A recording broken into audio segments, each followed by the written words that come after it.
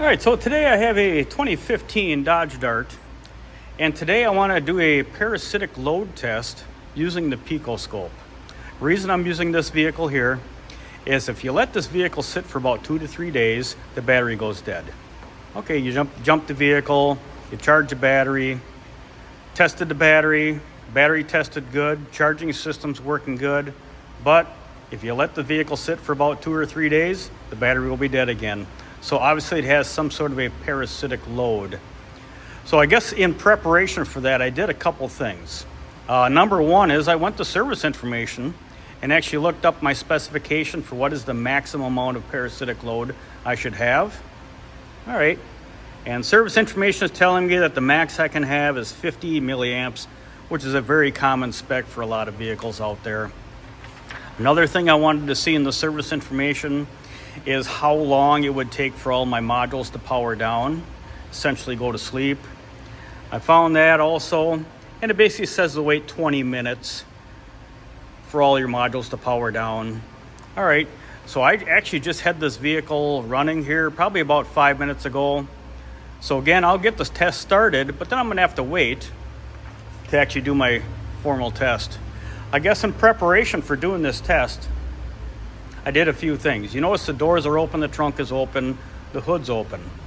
I've opened up all those panels and I've triggered the latches. Basically, I click the latches so that the vehicle thinks that the doors are latched, the trunk is latched, because I may have to gain access to the inside of the vehicle while I'm doing my testing, and I don't want to wake up the modules or cause any excessive amounts of current draw while I do that.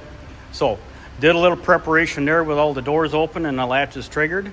Another thing I did in preparation is I simply took off the covers for the fuse boxes because I am going to be checking the milliamp draw across the fuses to help determine where my current draw is. I also went inside the vehicle. I took off that lower knee bolster so that I can gain access to the fuse box inside. So again, I did all this kind of in preparation so I can access the fuses so that I can help diagnose the concern on this vehicle here. So, all right, so let's go ahead and get this hooked up here. Guess I'm gonna start over here on the screen.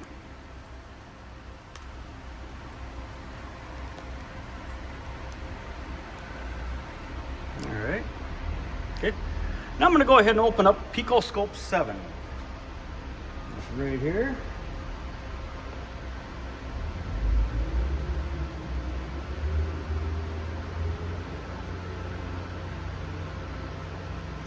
Right. And you can see I've already got my scope attached to the laptop there. It's a 2-channel PicoScope.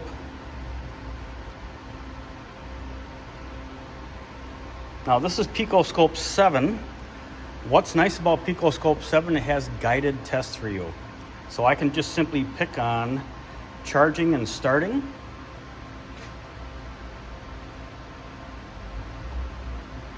I'm gonna go to charging, and I'm gonna go to parasitic drain.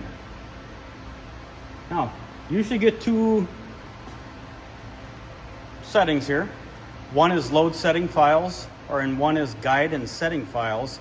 I like to choose the guide and the setting files because that is actually going to give me some instructions on how to perform the test. It'll give me examples of how to make the connections. So that's what I'm going to choose here. All right. That just a little bit bigger here. All right. And again, it gives me a nice set of instructions on how to perform the test. And I've already read through these. One really nice thing I like is it actually gives you a nice picture of how to make your hookup. Okay, this is the method I'm going to use today.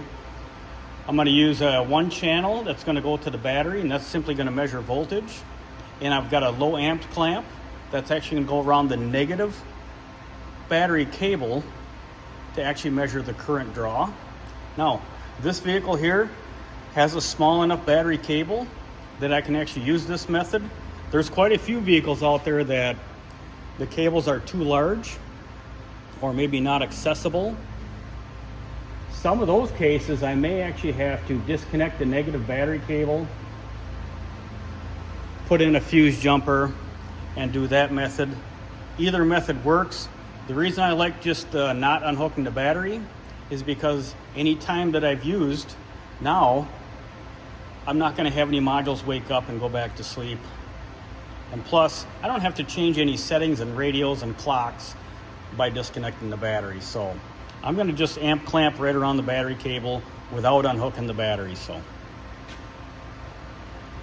and another thing that this guidance setting will give you, it'll give you some sample waveforms, kind of show you what things look like. So I'm just going to use the guided test here. All right. Now, first thing I need to do is I need to hook up all my test leads. All right, so I'm going to go over to the vehicle here. All right. So my smaller leads that are going to the battery. Negative. Negative, positive. This is my low amp clamp. This has to go around when I get a battery terminal.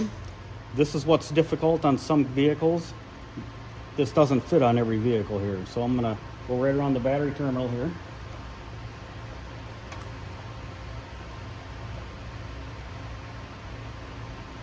Come on. Get in there.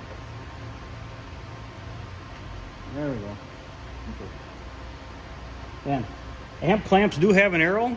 In this case, I have the arrow pointing towards the battery. All right. So I've got my connection made.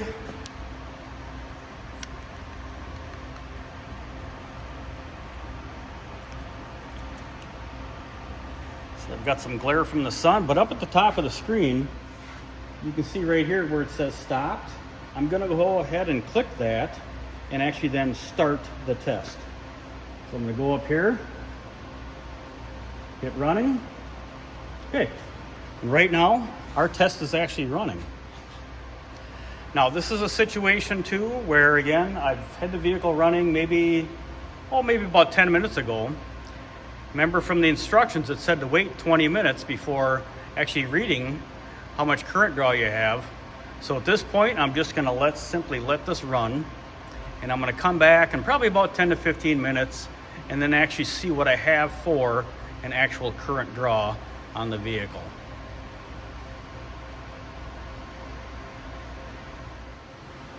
All right, so it's been about 40 minutes now, so got back to this vehicle here. So I'm still on the PicoScope doing a parasitic load test. What I'm going to do now is I'm going to go ahead and I'm going to stop the test. And when I stop the test, the software filter actually cleans up that signal so I can get a good accurate reading of how much current draw I've had. So I'm going to go ahead and go up here and hit stop. All right. Now, since I did let it run long enough, I do have a couple waveforms stored. So let me go back to the beginning here. Go back to this waveform right here. Waveform number 1. So this is when I first started the vehicle, started the test. One thing I can do is I can take this cursor right here. I can go down and hover right over this red line. Now this red line represents current draw. I'm going to put that right over the top, and I can find out that I've actually got 116.4 milliamp current draw. Now, manufacturer said 50 milliamps was the max, so I have more than double the amount of current draw than I should have. The other line right here, this actually represents battery voltage. I can do the same thing too. I can bring this down, hover right over the battery voltage line. Okay. And it's indicating 12.53 volts. Again, the battery was dead this morning and I charged it all day, so. All right, let me look at page 2 of my waveform. Okay, page 2. All right, still no change in the amount of current draw. Let me drag this cursor out of there. Okay, again, there's my red line. I'm gonna drag my cursor down, hover right over the top of the red line. Right about there.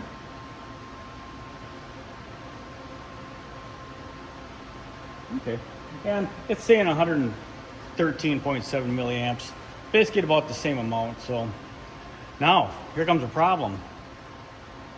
What's causing the draw? Well, there's a few different methods you can do now. One method you can do is actually start pulling fuses one at a time and seeing where the current draw dissipates. That works. There's nothing wrong with doing it that way.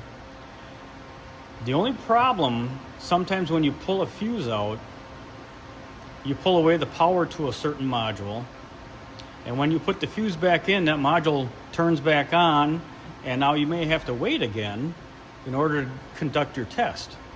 So I'm going to do a voltage drop across the fuses, and I have to compare that to a chart for the fuse size, but I'm going to do a voltage drop across the fuses to determine where my current draw is.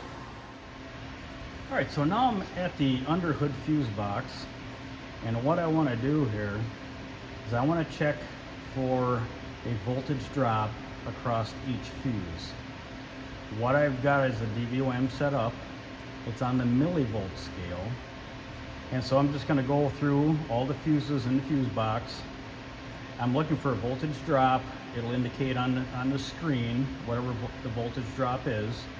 Then I'm going to compare that to a chart, and from that chart I can determine what the current draw currently is through each fuse, and then hopefully find my parasitic load.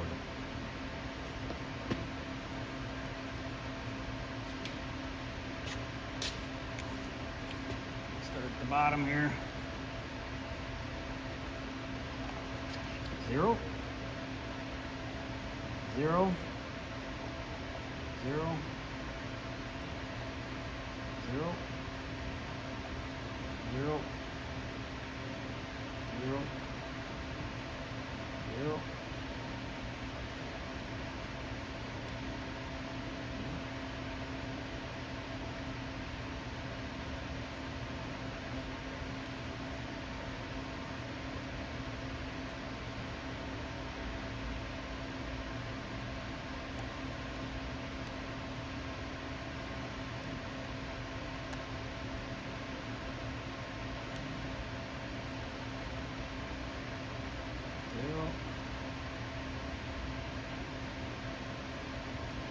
Okay, nothing on the mini fuses. Let's go to the maxi fuses here. There.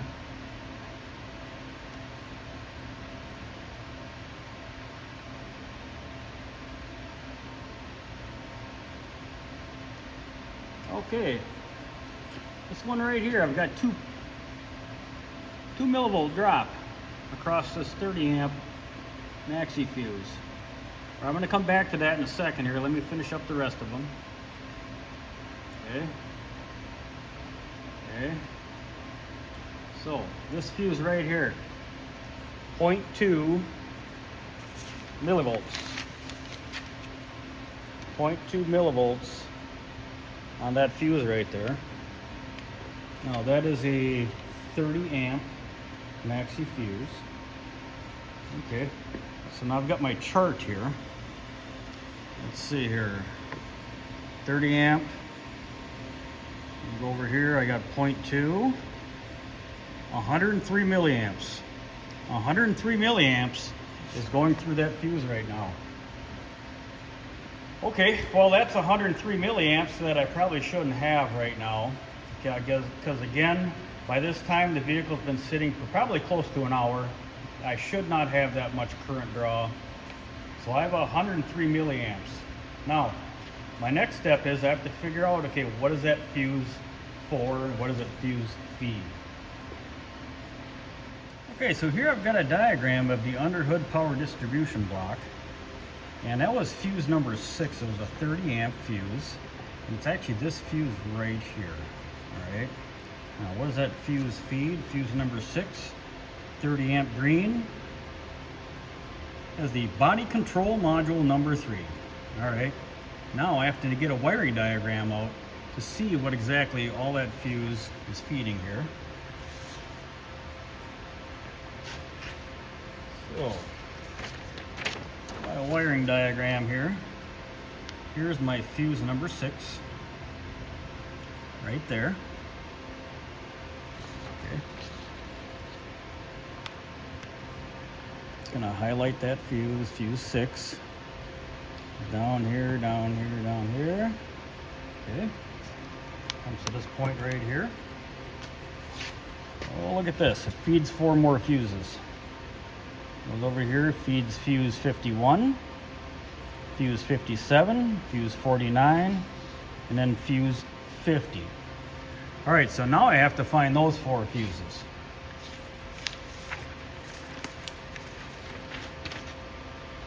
Okay, so here I've got my diagram for the fuse block that is actually under the dash of the vehicle, and I am looking for 49, 50, and 51. There's 49, 50, 51, and I'm also looking for number 37. Number 37. Okay. These 4 fuses are actually fed by that one fuse that has all that current draw at the moment. All right. So now I have to go underneath the dash, find those 4 fuses, then determine which one of these circuits is actually having that current draw. Because I've got several components on this. Radio frequency hub module, got the cluster, external disk module, integrated center stack module, convergence telematics module, and the AC heater control. So it could be any one of those components actually causing this current draw. So let's go take a look. All right, so I'm all set up in here. I've got my DVOM set to millivolts. I've got my diagram of the fuse box underneath. The fuse box is way up in here. Okay. It's going to be the 4 fuses that are off to the right. I don't think I can film and do this all at once, so you're just gonna have to take my word for it on what I get for a millivolt to drop. So let me go ahead. I'll just put the camera maybe over the meter. That's what I'll do. Put the camera over the meter so you can see what I get for a voltage drop across each of those fuses. All right, so first fuse is fuse 49. Fuse 49, and what does 49 feed? Fuse 49 feeds the external disk module, basically the CD changer, and also feeds the integrated center stack module. That's basically a control module for the climate control. So, all right, so let's go for fuse 49.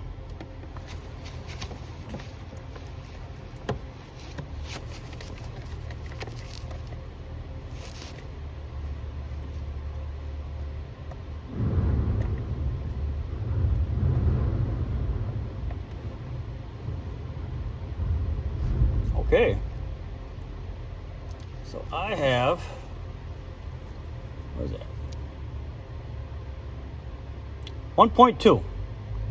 So I'm actually going to make a note of that.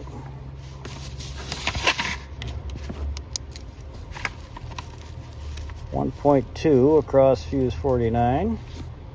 All right. Next I'm going to check is fuse 51.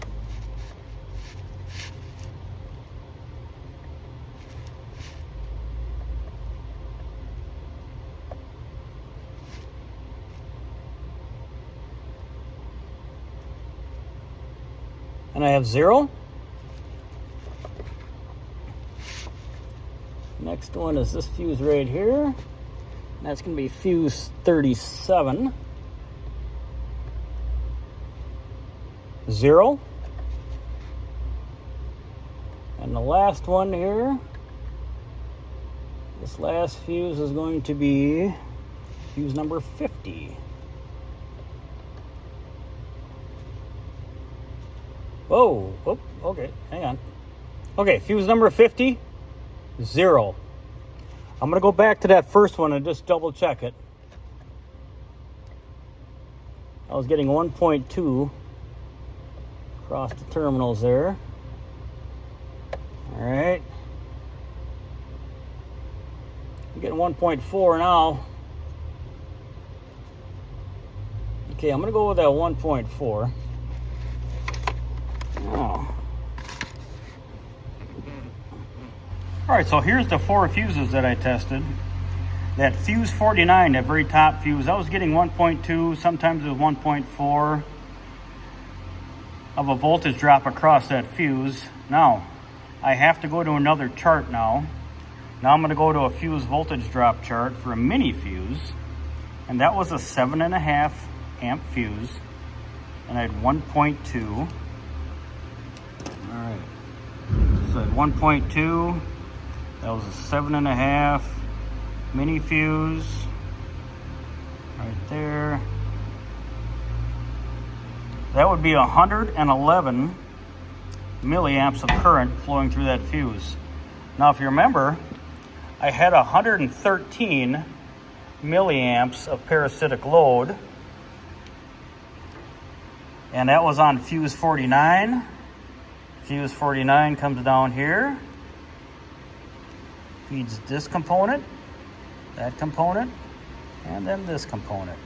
So these 3 modules: external disk module, integrated center stack module, convergence telematics module. Now, just looking at the car, I don't actually have a disk changer, so I can eliminate this one. Integrated center stack module or the convergence telematics module, those are my 2 suspected modules now. Now I need to do some further diagnosis. I'm going to locate those modules one at a time. I'm going to unplug them to determine my source of my parasitic load. All right, we're all done with the Dodge Dart for now. So, kind of a bit of review here. We had a pretty large parasitic load, I think about 113 milliamps. We narrowed it down to 1 underhood fuse that had the current flow across it by using a voltage drop test on the fuse. Then we narrowed it down to fuse number 49.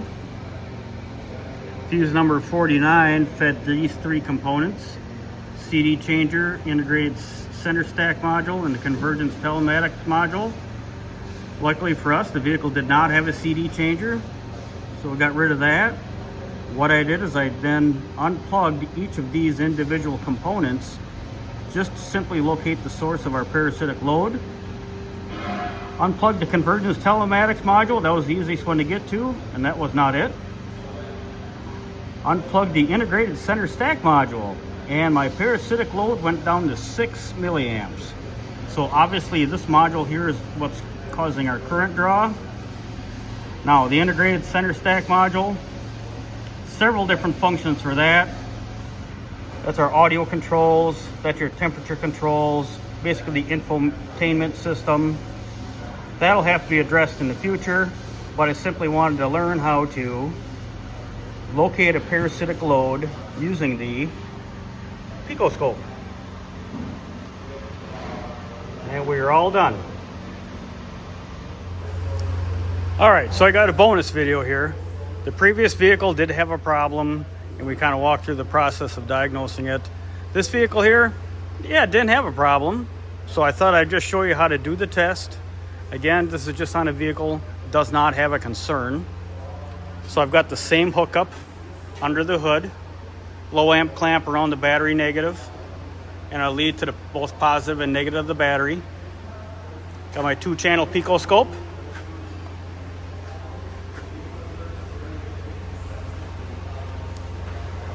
Zoom in here a little bit. Okay, test is currently running, but let me go ahead and stop it. All right, test is now stopped. Now I just want to show you a couple more things here.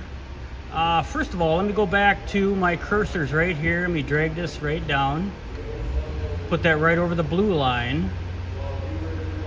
All right. So my current battery is 12.05 volts. Yeah, again, another vehicle that's been sitting a long time, so battery obviously needs to be charged. Let me grab the cursor for the current, bring that down here.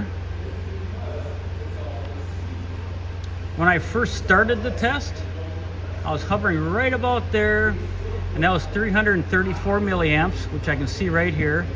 So I'm just dragging this cursor up and down and lining it up with these lines right here. All right, so after a short amount of time, the current dropped. And what did it drop to? It actually dropped to, oh, looks like 49 milliamps. Well, that's actually pretty good. Okay. Then the vehicle sat for a short amount of time. Some sort of module must have woke up. Current flow went back up to, looks like 280 milliamps.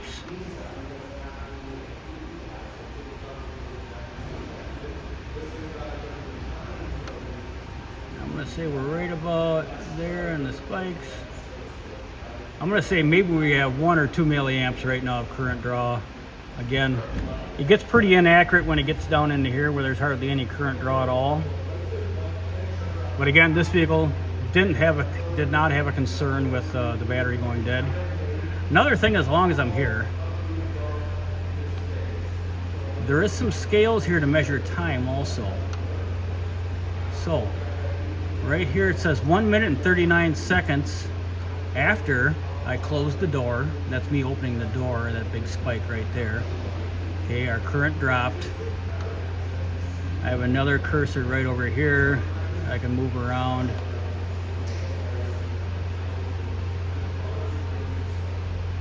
So between 1 minute and 39 seconds and 3 minutes and 13 seconds, our current then dropped down to roughly our 50 milliamps at that point. So you can kind of get an idea of how long things are staying active for.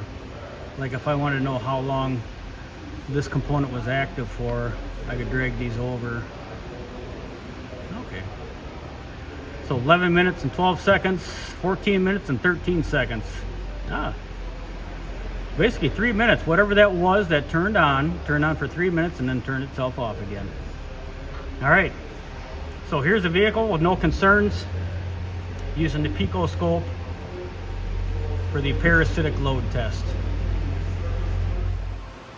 All right, one last bonus video here.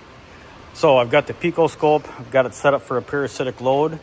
This is an 05 F-150. So I just ran the test. And you can see I have a parasitic load of 6.4 milliamps. That is perfectly fine. Battery voltage held at 12.83. It's a brand new battery we just put in the vehicle. So I just wanted to check it before I parked the vehicle out in a lot. Now, one more thing. This one, I had to do something a little bit different. Remember this low amp clamp from before? This one would not fit around the battery cable. So what I did have to do is I did have to disconnect the negative terminal, okay? Run a jumper wire between the battery cable and the post on the battery. Now this is also a fused jumper wire too. And it happens to be a 12 amp PTC that I used. And again, pay attention to the arrow, okay? I want the arrow leaving the battery because our current's leaving the battery. So the arrow's pointing away from the battery. Other than that, it's the same setup, the same test. Just had to unhook the battery on this one and put that jumper wire in. So, okay, that's it. That's all there is. Now the video is done.